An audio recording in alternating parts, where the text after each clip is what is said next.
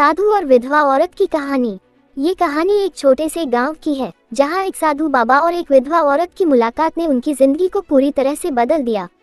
गांव के बाहर एक आश्रम में एक साधु बाबा रहते थे। वह पूरी तरह से ध्यान और साधना में डूबे रहते थे।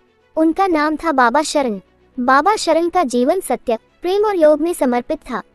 उन्होंने अपने जीवन के कई वर्ष एकांत में बिताए थे और अब वह गांव-गांव भ्रमण कर अपने अनुभवों को लोगों के साथ साझा करते थे।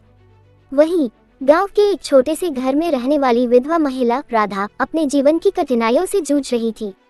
राधा का पति कुछ साल पहले एक दुर्घटना में मरा था और वह अकेली अपने छोटे से बेटे की परवरिश कर रही थी। जीवन की चुनौतियां उसे टूटने के बजाय और मजबूत बना रही थी, लेकिन कभी कभी वह अपने दुखों में डूब जाती थी।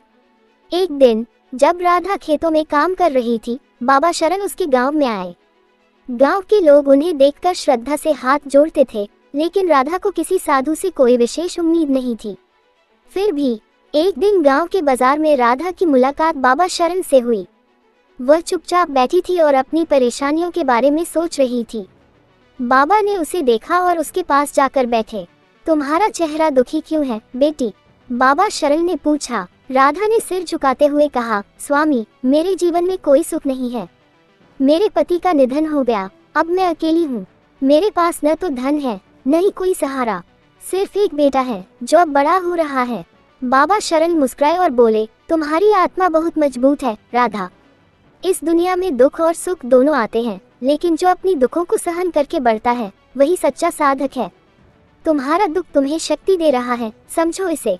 राधा ने अपनी आंखों में आंसू भरते हुए बाबा से कहा, मैं भी यही सोचती हूँ, लेकिन कभी कभी मन उदास हो जाता है। मुझे लगता है कि मैं अकेली हूँ। बाबा शरण ने राधा की बातों को ध्यान से सुना और फिर बोले, तुम अकेली नहीं हो राधा। इस ब्रह्मांड में हर जीव का साथ है। देखो, तुम्हारे बेटे को भगवान ने तुम्हारे पास भेजा है।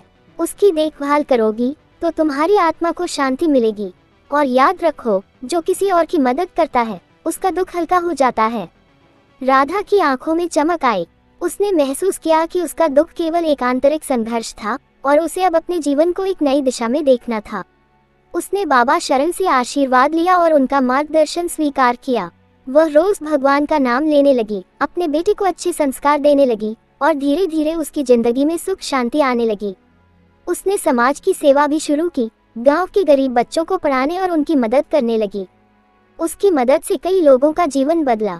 साधु बाबा शरण भी राधा की बदलाव को देखकर खुश हुए और उन्होंने एक दिन राधा से कहा, तुमने जो बदलाव अपनी जिंदगी में किया वही असली साधना है।